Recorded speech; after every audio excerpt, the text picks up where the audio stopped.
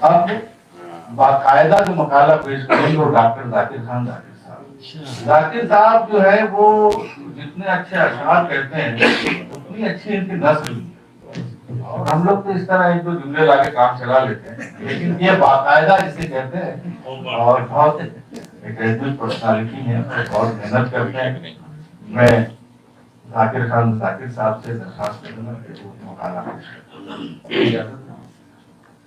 مضمون کا عنوان ہے ادھورے خوابوں کا پورا شاعر نظام الدین نظام. غزل کی شاعری محض سوچ و فکر کی تبلیغ، خیالات کی ترسیل اور خوبصورت الفاظ کی تشہیر کا نام نہیں ہے. یہ روایات، اقدار، جمالیات، لفظیات، تجربات، مشاہدات، اسالیب اور متاثر کن اظہار کا تقاضا کرتی ہیں. آرائش خم و کاکل اور اندیشہ ہے دور و دراز ہماری زندگی کے محور ہیں، اور یہی غزل کی بساط بھی. لفظیات اور اسالیب و علائم تجربات کی بھٹی میں تپ کر کندن بنتے ہیں، تب شعر کے بہتر میں ڈھلتے ہیں. لفظیات اور اسالیب و علائم تجربات کی بھٹی میں تپ کر کندن بنتے ہیں، تب شعر کے بہتر میں ڈھلتے ہیں. انسان جس قدر نہا خانہ دل میں نظر ڈالتا ہے اس کی سوچ و فکر کو نئے بالوں پر عطا ہوتے ہیں، اس کا اسلوب تازہ دم ہوتا ہے. ان خطوط پر غور کریں تو نظام الدین نظام کی شاعری احساسات، تجربات، اسالیب و علائم کا خلاقانہ اظہار معلوم ہوتی ہے.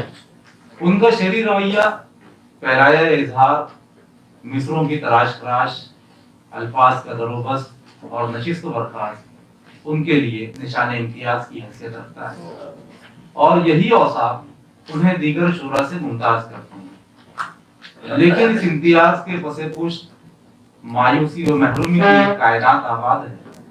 ان کی شاعری پڑھنے کے بعد شدت کے ساتھ محسوس ہوتا ہے کہ شاعر شدید تر احساس رائگانی کا شکار ہے. وہ کبھی دنیا چھوڑنے کی باتیں کرتا ہے اور کبھی اپنے آپ کو اس جہان پانی میں محبوس تصور کرتا ہے. اسے دنیا سے اس بات کا شکوہ ہے کہ دنیا نے نہ اسے اور نہ ہی اس کے افکار کو سمجھ سکی. وہ اپنے آپ کو اپنے ہی سماج، اپنے ہی شہر اور اپنے ہی لوگوں کے درمیان راندہ درگاہ محسوس کرتا ہے. اسے نظر انداز کیے جانے اور ناقدری کا شکار ہونے کی شکایتیں ہیں. وہ بزبان شعر پوچھنا چاہتا ہے کہ کب تک ناداروں کے خواب لا تعبیر رہیں گے. یہی وجہ ہے کہ ان کی شعری کہکشاں میں ان کا لہجہ دھاردار، الفاظ تیزابیت سے پر، پیرایہ اظہار دو ٹوک، زبان زہر آلود اور اسلوب جارحانہ معلوم ہوتا ہے. یہی وجہ ہے کہ ان کی شعری کہکشاں میں ان کا لہجہ دھاردار، الفاظ تیزابیت سے پر، پیرایہ اظہار دو ٹوک، زبان زہر آلود اور اسلوب جارحانہ معلوم ہوتا ہے. ایسا اسی وقت ممکن ہے جب خوابوں کو منزل مقصود نہ مل سکے، خواہشات ادھوری رہ جائیں، امید نا امیدی میں تبدیل ہو جائے، آس یاس کا روپ دھار لے، خوشیوں پر غم کے محیط سائے پڑنے لگے، تب اس طرح کے اشعار خلق ہوتے ہیں. ادھوری ایک آرزو جو مر سکی نہ جی سکی، ادھوری ایک آرزو جو مر سکی نہ جی سکی، اسی کو خوشگمان نے کسک کا نام دے دیا. چراغ بجھ نہیں پاتے ہماری آنکھوں کے، چراغ بجھ نہیں پاتے ہماری آنکھوں کے، رگوں میں خون کا پہم بہاؤ رہتا ہے. یا یادوں کے دائرے ہیں، یادوں کے دائرے ہیں نہ وہ گردش خیال، پیشے نظر ہے ذات کا محور دھواں دھواں، اور جذبے شعور خواب نظر شاعری نظام، جذبے شعور خواب نظر شاعری نظام، دا حاصلی کے دشت کے منظر دھواں دھواں. مایوسی اور محرومی جب حد سے سوا ہو جائے تب شخصیت میں دو طرح کی تبدیلیاں واقع ہوتی ہیں. انسان یا تو گمنامی کے غار میں مقید ہو جاتا ہے یا پھر اپنے گرد و پیٹ سے بے نیاز ہو کر اپنی ذات پر غور و فکر کرنے لگتا ہے، اور یہیں سے اسے اپنی شخصیت کا ادراک اور اپنی حقیقت کا اندازہ ہوتا ہے۔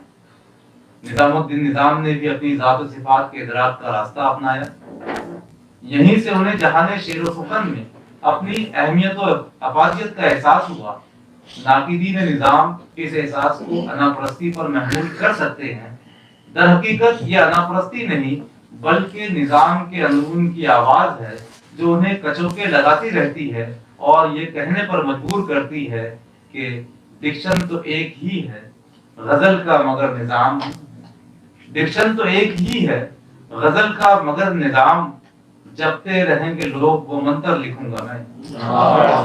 ڈکشن تو ایک ہی ہے غزل کا مگر نظام، جپتے رہیں گے لوگ وہ منتر لکھوں گا میں گرا تو خاک سی اڑنے لگی رن میں نظام، میں گرا تو خاک سی اڑنے لگی رن میں نظام، اور ہوائے نا امیدی سب بسب آنے لگی، زمانے بھر کو سناتے نہیں غزل اپنی، زمانے بھر کو سناتے نہیں غزل اپنی، نظام رائے گا اپنا ہنر نہیں کرتے، اور ایک چنگاری نے اپنے آپ کو منوا لیا، ایک چنگاری نے اپنے آپ کو منوا لیا، جل گئی کشتی سمندر ہاتھ مل کر رہ گیا۔